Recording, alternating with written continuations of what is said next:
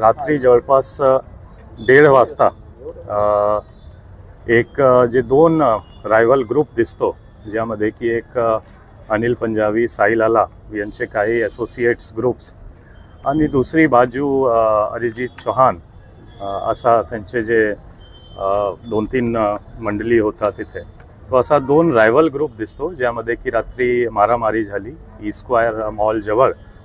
आणि त्यामध्ये स्पॉटवर seriously injured जे झाला, दोन्ही रायव्हल ग्रुपच्या एक इंजर्ड झाला सिरियसली, अरिजित चौहान आणि तसेच दुसरा अरबाज एके जे अरबाज एके साई लाला आणि अनिल पंजाबी ग्रुपचा मेंबर आहे, असोसिएट आहे, त्यांच्यासोबत असतो असा दिसतो.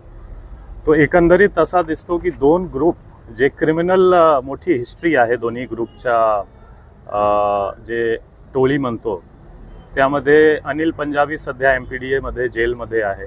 साई लाला सुद्धा जवळपास 1.5 महिन्यापूर्वी MPDA मधून बाहेर आला होता.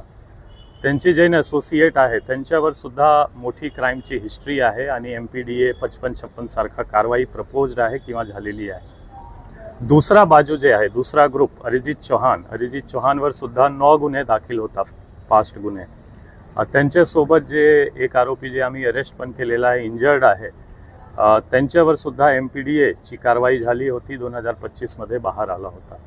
तो एकंदरीत दोन्ही गँगवर मोठी क्राईम हिस्ट्री आहे आणि पोलीस करून जे स्ट्रॉंगेस्ट पॉसिबल प्रतिबंधक कारवाई सुद्धा झालेला होता MPDA आणि हद्दपार सारखा.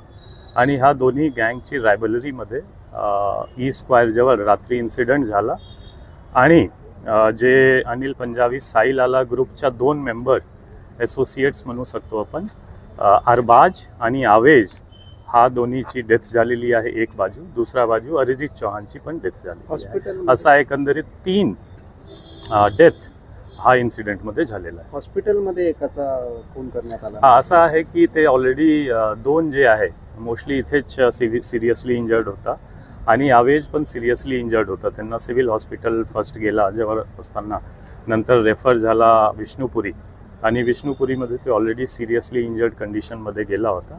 आणि तिथे ऑलरेडी अरिजित चौहानचे भाऊ आणि वडील, जे अरिजित चौहानची डेड बॉडी मॉर्चरीमध्ये शिफ्ट होत होता, तिथे ऑलरेडी होता आणि तिथे पण त्यांच्यावर वार झाला.